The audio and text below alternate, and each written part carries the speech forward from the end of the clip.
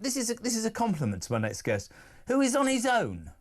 The only London Assembly member who represents Reform UK is the redoubtable Alex Wilson, and we say a very good afternoon to you, sir. How are you? Very well, thanks, Jeremy. Good afternoon. I watch you putting questions to that odious git, Sadiq Khan, who refuses to even look at you, who refuses to even answer you.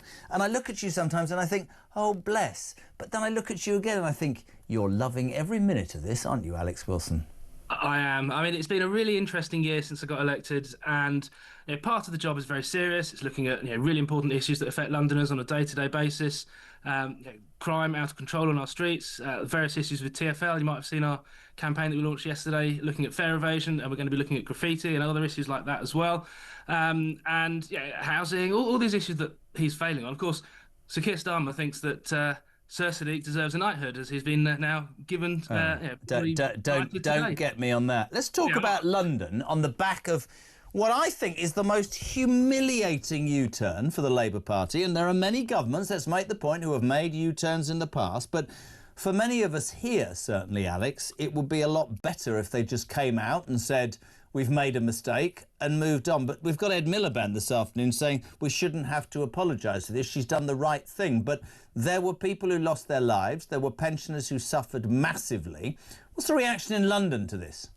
Well, it's absolutely humiliating for the government to do this U-turn. They've only done it because of political pressure, because of those local election results, just over a month ago, where, I mean, I was out campaigning in various places up and down the country, knocking on doors, and it really was a huge issue. It's kind of symptomatic of the way that this Labour government has lost touch so very quickly. We all knew, well, we all thought that a Labour government wouldn't be that great, obviously, otherwise we'd have voted for them. But the wheels have come off so much more quickly than anyone could possibly have expected. I think it took, 9 years for the shine to come off Blair. It took nine months, possibly even 9 weeks, for the same to happen with Starmer. And today's, this U-turn on the fuel payment is absolutely symptomatic of that, and but also humiliating. And perhaps a wider issue even than the winter fuel payment is the humiliating effect that Rachel Reeves' budget overall has had. We saw the job figures out today, biggest fall in payroll since the pandemic on a monthly basis, meaning a cumulative total of 276,000 jobs have been lost since Rachel Reeves' budget. That is on her hands, and she needs to apologise for that every bit as much as she needs to apologise. She's out of her depth, Alex. What does it say on her CV today? She claims to have been an economist. She wasn't. Clearly, she's not right for the job. And if Starmer had any courage, he would be replacing her. Well, I sort of said this yesterday, and people said that they're inextricably linked. That's the issue now, isn't it? The ideology is a joint one, and if he gets rid of his child, I don't think she'll last. And that's me being honest. I think that he will defend himself by getting rid of her. But yeah, you're right. We've got a government that refuses to accept that that was political suicide. I would see that as their poll tax moment. I don't care what anybody tells me, and I don't think that will be forgiven by 10 million pensioners. Let's turn the camera, if we can, excuse the pun, onto your party. And I'm going to be very honest. We've spoken before.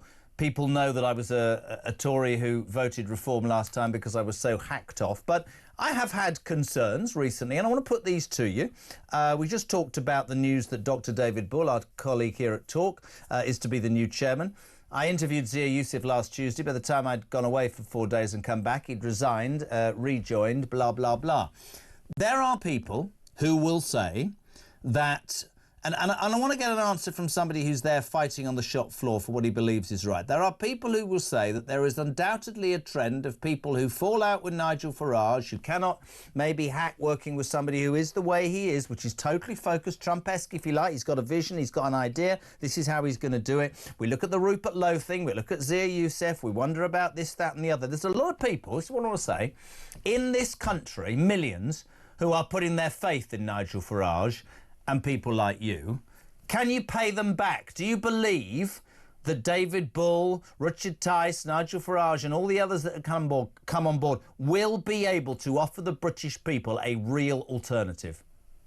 Absolutely. And I think the fact that Zia has come back now in a slightly different role, shows that wasn't about any kind of personal fallout. It was Zia was feeling exhausted with the huge amount of work that he'd done over the last 11 months on multiple fronts, and was hugely successful in getting the branch structure up and running, getting the. But Alex, we're friends. Was it, or was it because he was hacked off about the burqa comment that Sarah Puchin, the question that she asked, and he got abused on social media? I'm not having a go at him or you. I'm just asking the question. Most people would assume that was the reason, right?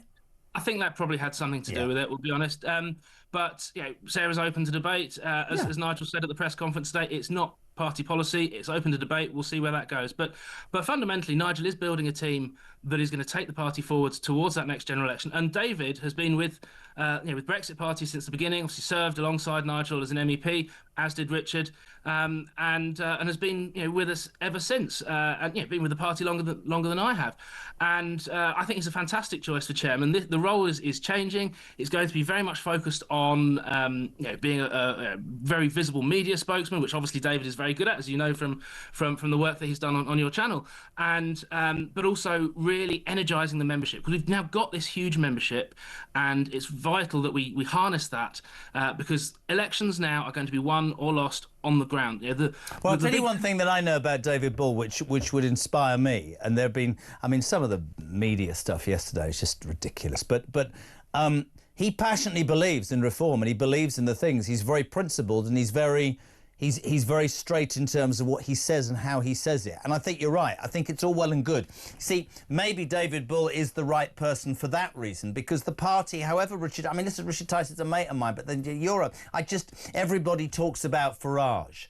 The problem with that is that when you have to devolve responsibility, or a press conference or a message or whatever, everybody needs to be batting on the same wicket. And I think that what David will bring is a broadcasting professionalism, and I believe that he will appeal absolutely to those members, and that can be a good thing. But my point is this: there are critics who will say Zia Youssef resigned, Rupert Lowe resigned. This bubble's about to burst. But then you look at the Scottish result the day after Zia Youssef resigned. Nobody actually gives a toss, because I believe most people in this country are going, we need change, for God's sake, and it can be flawed, and it can make mistakes, and it can trip itself up occasionally. But if it tells us what it's going to do and we believe it, we'll vote for it. Yeah, absolutely. And the opportunity that we've got, we talked about how quickly the wheels have come off the Labour government, and that's happened while people's memories are still very fresh about what happened with the Conservatives and the promises they've broken during their 14 years in government. And that creates a huge opportunity for a new party like us to talk about what we want to do, get that attention, and we've got to make those commitments, and then we've got to stick with it. We've got to deliver in a way that the other parties haven't, and that's a huge kind of burden and obligation, but it's a challenge that we're really, really up for.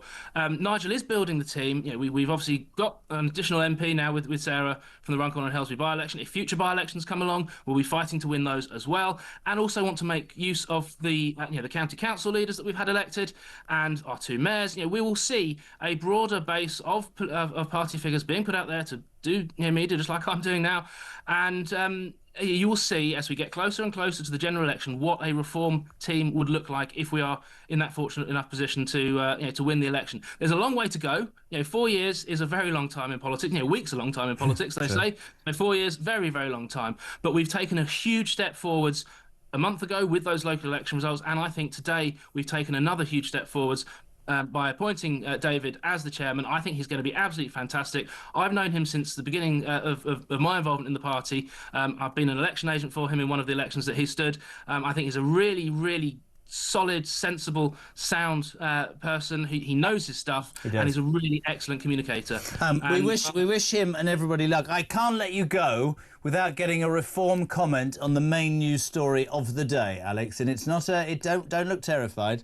Greta Thunberg has got on a boat to change the world's opinion about Israel and Gaza and everything else. Today she's been deported by the Israelis. She's been put on a flight back to France. I've had a lovely message from somebody saying, great to see the Israelis threw Greta back in economy. She was at the back of the plane next to the bog, exactly where she belongs.